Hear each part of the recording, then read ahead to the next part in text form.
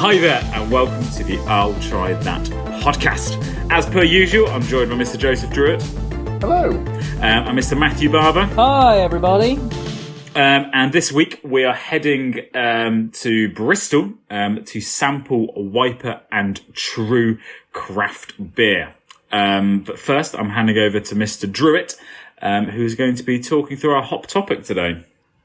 Right. Well, I've got a hope to be quite an interesting one I'm piecing together from a couple of different sources. So we're heading to South Manchester to the Didsbury Sports Ground, which is a sports club that has rugby, football pitches, right? Something that's kind of in the community. And they've just had their license for, they've made plans. They've put plans into the council to try and get like a beer festival happening on their grounds, right? And so you think, okay, well, all right, they must have good reasoning of why the council have rejected this. Basically, the neighbours have come up in arms, were absolutely astonished that the Didsbury Sports Ground even considered trying to put this thing across. Because the nerve. There's absolute nerve on them. Real inconsiderate of them. Because apparently in their they've had events before where, and I quote, people were climbing on top of cars. So the licensing committee have heard from neighbours of the area of just how previous events run by said sports club has seen unruly behaviour by drunk patrons. So the very idea of a beer festival has kind of set these neighbours up in arms to go running to the. They're sports people. Surely they're just going to be full of energy. They want to, they're just going to have an outlet somewhere, and presumably if they have a craft beer festival, they'll be taken away from their normal sporting endeavours, and so they might do a bit of climbing or something. Yeah, exactly. So I heard Erdinger were sponsoring the event and they had to pull out because it was sports. So that sounds too sporty for us as the world's leading sports beverage. Sorry, Giles, you said something. No, I was going to say I once went to a it was an engagement party at it was at a rugby club, so like a local they rented out the sports hall and everything like that. And this sign has stuck with me forever that was positioned behind the bar, that you were not allowed to serve Jaeger bombs until after 8 o'clock. And what I've always wondered what was the series of events that led up to that rule being put in place, that Jaeger bombs were not allowed until after 8 in the sports hall. You can only have to imagine. Well, you can only imagine, but that seemed eminently sensible to me. I would assume Jaeger bombs should actually just be condemned to room 101, shouldn't they? to be honest, absolute pure evil. But it sounds kind of sensible, I reckon. At what time did you have a Jaeger bomb? We were well. That's the worst point. We weren't going to get Jaeger bombs until we were told we weren't. Until we weren't allowed Jaeger bombs until after 8 o'clock. So the old reverse psychology. Yeah, that's like wet paint. You went, that's all wet. Yeah.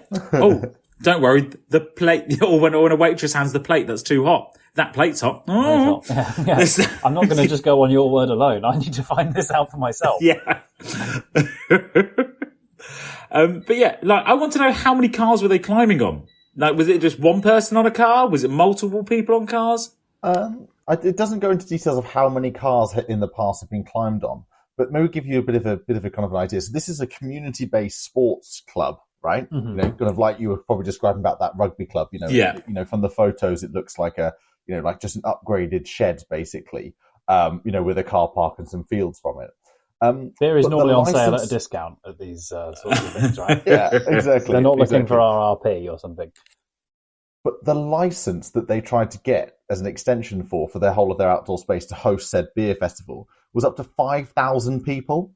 So this seems like they were going big with this beer festival idea. There's the rugby first, seconds, thirds, and fourths there. There's the football first, seconds, thirds, and fourths. Netball, I reckon. Cricket team. I think there's got to be some kite flyers coming along. The away fans coming as well. Yeah. Anyone who's ever picked up a ball in any shape or form. flooding to this beer festival. So I'm not wholeheartedly surprised, given the track record by the sound of things and what they were asking for. It has an echo of that. Was it that Australian lad? Was the American who just had his parents went away? He's Australian. It was Australian. House Yeah. party You're talking and about. 8,000 people arrived. Yeah. Or it'd be completely the other end of the spectrum. Was it Fry Festival? The one which when it was proposed to be this Fire Festival was meant to be this luxury festival out in the Caribbean, but it turned into an absolute disaster, and there was just all these really rich kids complaining that they couldn't get on their private jets. I think, weren't they? I prefer the idea of Fry Festival. I'm going to put it out there. You know, a nation, all the chippies come together and have a. Well, we know which kind of C-list celebrity would be there judging the different. I think I know who you're going to say. Not this again. Not Borders. Oh God, yeah. Borders was on Have I Got News for You recently. She's too big. Yeah. She's too big for us now. She's too big. Have you not met her at the dry cleaners yet, Joe? That's the. No, I'm afraid not. I thought that was a case of when rather than if. Yeah. I just hang around there every day, but she hasn't crossed my path yet. I feel she doesn't go in to get her own stuff. Yeah, she's just shy. She got a shout out on the podcast, and now just is worried that she's going to blow a chance when she meets us.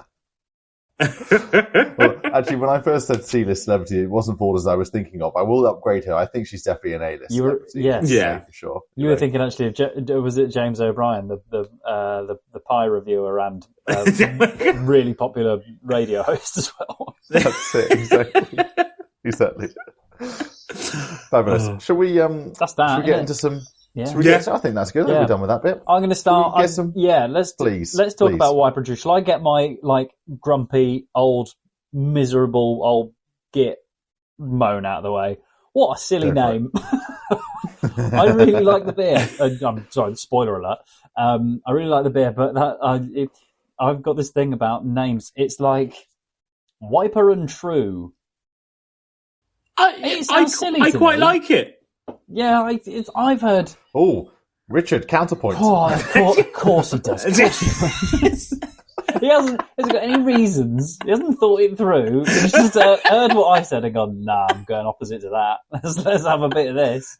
Well, I want to hear his reasons. He doesn't know why I dislike it yet. It's fine. Go on, I'll let you go first. It's up to you, please, by all means. I think it's quite a catchy it's a catchy and simple name. I don't think you have to think any deeper meaning to it. It rolls off the tongue quite well. And I genuinely remember Wiper and True as a brand. I'd be like, let's get some pints of Wiper in. I think that works. Well, I said, just unpacking that little snippet there. So you would go get some pints of Wiper in. Not some pints of truth, No. I quite like pints. Some pints of Wiper. I think I don't even need to make my argument on this one. I just let you get on with it. Yeah, cool. He's made the argument for you there, Bars. So carry on. Go on then, Bars. What's your reasoning? Do you know? Because I think it's a gimmick, and there's a thing. I think is a thing these days where unless I could, the thing I can only think where I'm wrong is that there are actually two blokes, and I haven't looked into it enough to know that this isn't the case. But it might be there's a bloke called Wiper, Jim Wiper and Dave True. That I would allow. But I think it's the thing, and I've noticed it in a couple of. I have a real problem, and this is for all the grammar pedants out there. Big up. Is writing lists of things where they're not all the same, and it's the fact that Wiper and True to me is a noun and an adjective, and that winds me up. And there's also a place that I know that I can actually hear people falling asleep while I talk about this. And I think it's a thing that because it doesn't sound right, people will, that kind of rings a bell. It's bad English.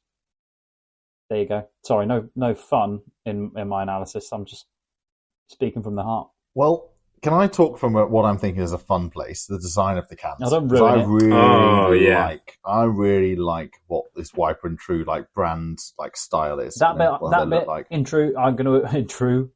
I can't argue with that. That is pretty faultless. My beef is only with the name. No, I'm also a big fan of the can design. I like how simple it is, but I really love the pictures because I've got an old school. I believe, top of my head, it's a Japanese style fishing boat. Ooh, that's the Sundance IPA you were saying. Yeah, the Sundance IPA, which I highly rate, but we'll come back to that in a little bit. But yeah, I love the gold on the white. I think it's fantastic.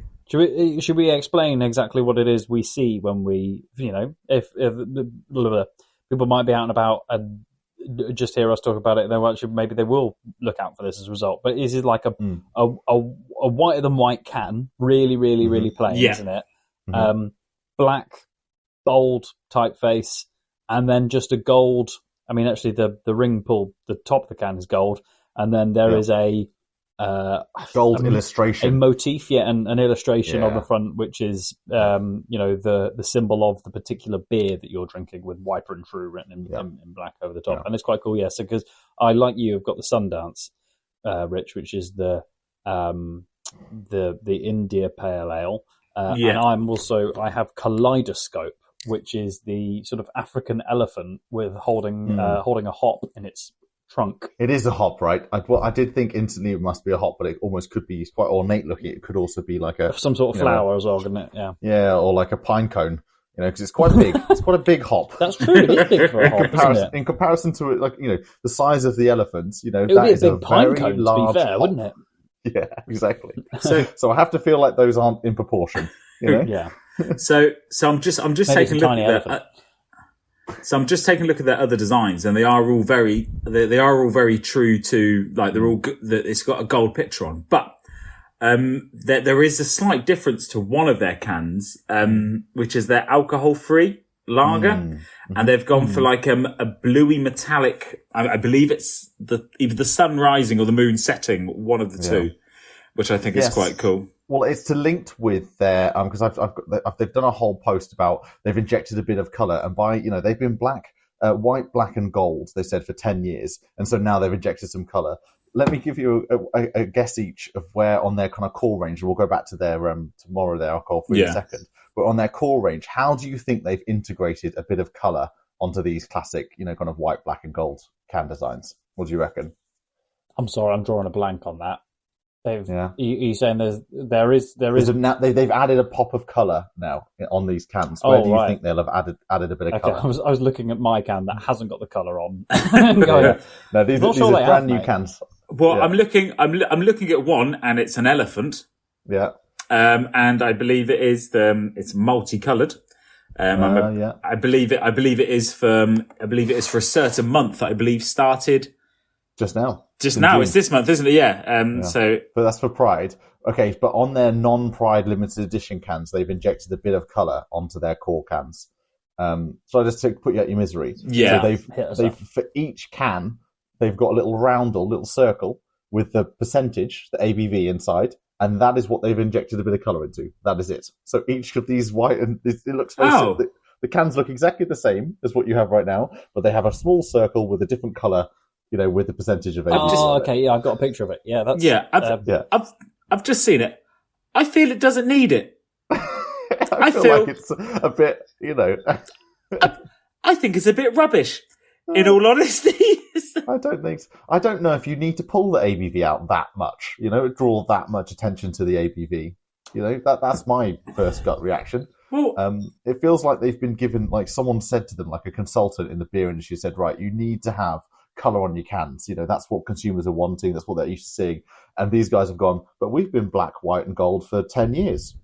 We're not going to change that. And they're like, but you need to have some sort of colour. And they've gone, right, well, I understand the reasons why we need it, but we'll do it our way. So here's a little dot of colour on our cans. That's interesting, because I weirdly would normally go, actually, I quite appreciate having it quite clearly pointed out to me, because I'm a short attention span, what the ABV is. But actually, while we're on that topic, I'm a little bit like, I'm resistant to change. So if they had it one way before, I think stick with it. Do you reckon? Do you reckon it's improved beer sales? I personally don't think it has. I don't think it's about. Yeah, maybe it has. I don't know.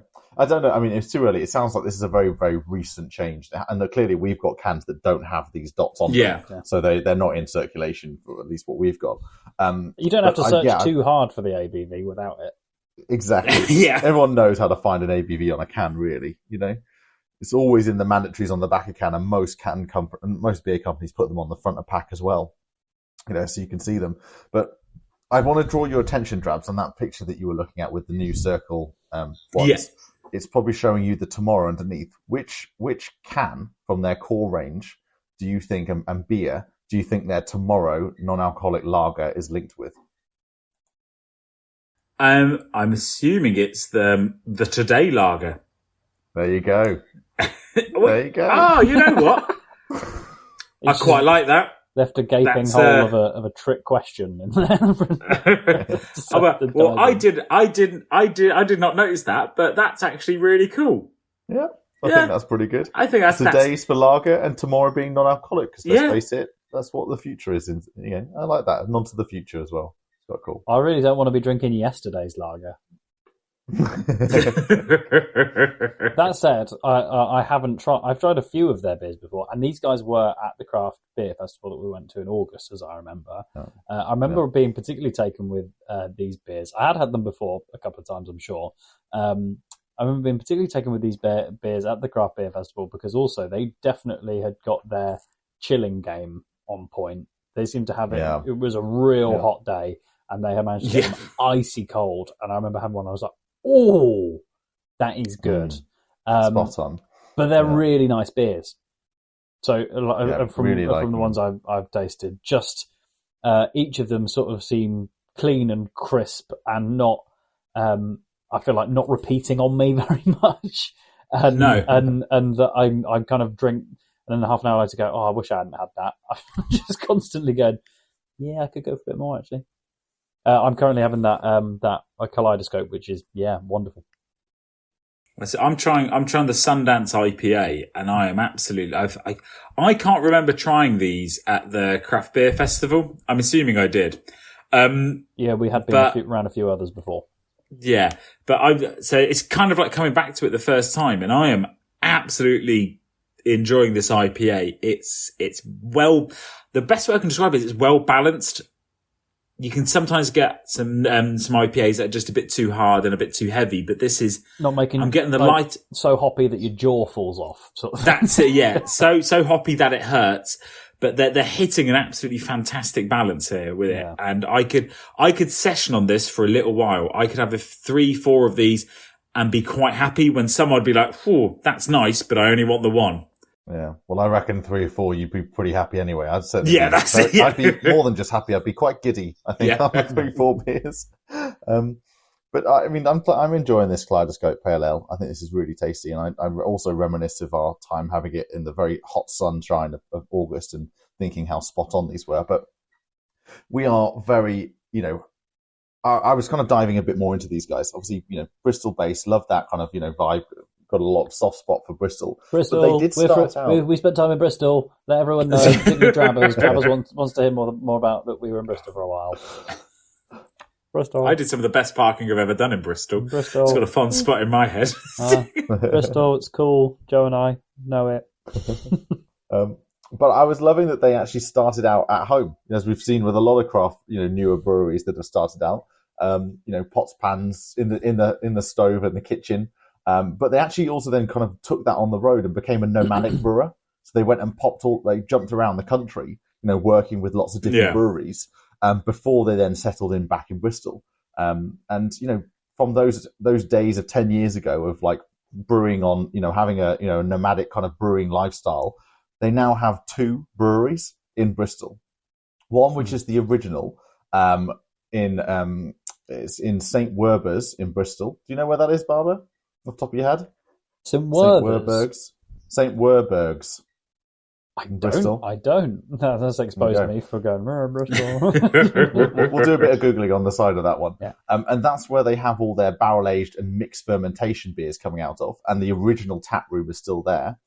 And then they have from July 2022, so this is only a year old now, as they're about to come up to their first year of this new place, that's where they have their much larger headquarters in Old Market, so right in the slap bang in the centre of Bristol, in Old Market. And that's where they're doing all, they go into a lot of details about their custom designed German engineered brew kit, which all sounds very fancy. But the idea of doing that in 10 years, from one thing to another, I mean, I picked this up this Wiper and True in Waitrose, which is supermarket chain here in the UK. That is amazing to think that you've done 10 years of investment and life into something, and you're coming out with some fantastic beers and that can reach the masses. That's quite a life cycle. I was going to go in because we recently talked about Wild Beer Co. I was about to go in a bit hard on Wiper and True because also I was looking at their beside the name, which I also wanted to say it was just the name I didn't like. The beer is lovely, but considering how hard I went on Wild Beer about the cost of their beers, I was looking through Wiper and True is because actually I was looking at they do a build a box option on their website if you were to go and buy your own, where you are breaking bulk basically, so they will give you whatever quantity of each one that they've got. So there are some there where you're paying 4, 5, maybe even nearly £5 on a couple of these beers, which are can sizes of 440. I'm just checking myself, which actually was a sort of price point that I was critiquing Wild Beer for. But actually, that's in a scenario where you can have any combination of their many options that you want, rather than I think what we were looking at with Wild Beer was just a unit price, even if you buy a big, a slab of the same beer anyway. So, sort of a point, but not a point there from me again. So you're welcome. I'm just looking at some of the events they hold at there, and there's something called Wiper Walkies, which is where they meet at the barrel store at 3 p.m. for a 1 hour walk around the mouth, circling back to the tap room, and for a free pint with your dog, which I quite like. That does sound good. That sounds right up my street for sure.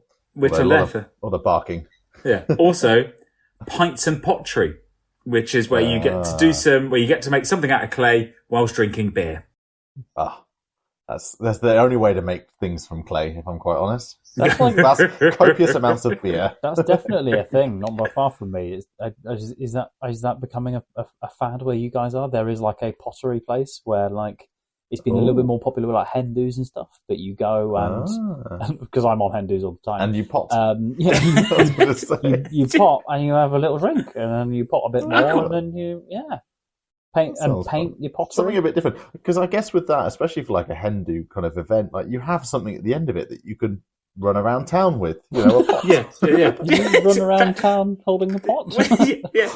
Well, that's exactly. You're out on a hen do. You're not going to go home straight away after your potting class. That's true. You're inevitably moving on to the next event in the next location with your pots. Yes, yeah, of course. Or don't you have to put a pot in a kiln? That's true. Yes, yeah, that is. The one you also make them out of clay a lot of the time as well. In a kiln. Yeah. If you put it on a kiln, it won't get hot enough. So the place I was talking about. It also doesn't work if you put it around a kiln as well. It has to be in it. Adjacent or to. Under. Not right. It's true. The one I was talking about, they actually paint the pots rather than bake them. Okay. There you go. Well, we love to talk and highlight about a brewery's sustainability credentials, especially when they have very nicely told us all about what they're doing for their sustainability credentials. Everything from, having a B Corp application, they've gone and sought external sustainability experts to help them with their business. They've got an internal sustainability manager since 2019. They're on track to become carbon neutral by 2030. That's from everything from, sustainably sourced cardboard, using cornstarch labels for their beer cans, and also, how they capture their capture. Oh, and also as well, giving the spent grain goes and feeds cows. That's all. That's what you want. Circular types of economy. So yeah, all doing the right things that we would hope and expect from what I'm kind of, dubbing is quite a cool, energetic company. These guys are doing something really interesting here. Making some deliciously tasty beers, and I can't get over how just clean and crisp their branding is. I think it's really cool. And I've seen photos of their tap rooms, and this design aesthetic extends into their tap rooms, and it looks really modern. It looks like you're going into like a cool, modern, sleek, New York coffee shop. But it's a tap room. It's really good. If you go on their Instagram, you can see some photos of the tap rooms. It's that consistency aids the fact like they have actually got quite an identity of their own, haven't they? They don't look almost, when you look at the cans, they almost look like they don't belong with all the other beers. Yeah. Because of the way they're all designed now. But it's absolutely beautiful beer once you do get hold of them. That I normally don't give too much credence to the design, that sort of thing, but it is kind of permeating through their company values, doesn't it? It's what they're all about. I think that you read the other stuff that they say about, they really want you to also, when you first have a sip of this beer, you go, it's a phrase they keep using, beautiful beer, isn't it? The idea is that you go, that's beautiful, that is. I could maybe work on advertising for them if they need, but that consistency sort of reinforces the message, isn't it? Is it one of those beers where you have to bite your bottom lip when you're looking at it? I'm so glad I just saw you do that on the camera. That was just for you, Bob. Oh, is it hot in here or is it me? No, it's beautiful beer. That's it. Numbers wise then? Yeah, What? they have. Shall we do that? Yeah. So on Instagram, they have 23.4k followers. Nice. So a heady amount. And on Twitter, they have 15.4k followers. So they're doing well. Some big old numbers up there. Very good. The lovely drop. It is a bit costly.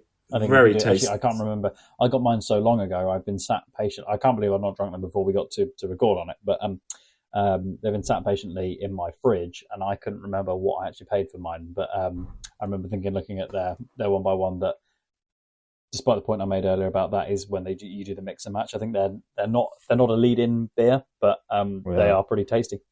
I've just built a 12-pack of their mix box, and it's 43 pounds. I've just randomly selected beers of their 12-pack to make up 12 beers for 43 pounds. That sounds a bit expensive in my eyes. That's quite expensive for 12 beers. Yeah, but you'll enjoy liking what they're doing. And maybe, what's your bargain box place in Weymouth? Oh, Wise Buys. I'll be Wise Buys. Yeah, I'll be waiting for them to turn up in Wise Buys. Sat patiently. It's all right. I brought some. What's the brewery? I got some. Is it Cannonball? Is it Cannonball, the brewery? Cannonball's not ringing any bells with me, I'm afraid. No. Or is it Magic? Or is it Magic Rock? Magic Rock is a big brewery, but you've got Cannonball Creek Brewery as well. No, they're from the US, so I doubt. Was it Magic Ball? I definitely got some Magic. Well, I can't remember. No, you're thinking of Cannonball by Magic Rock Brewing. There we go. Beer that they make. That's it. That's where I got it from. Yeah, that was hella cheap there. hella cheap. Oh wow! I really hope people start saying hella again. I'm going to tell them that Trav has started it. Yeah, I'm bringing it back. And that's all we have time for this week's episode of the I'll Try That podcast. And so from me, Joe, Rich, Barber, and Simo, goodbye. And don't forget to follow us on Instagram, Twitter, I'll Try That podcast.com, and watch us on YouTube. Goodbye now.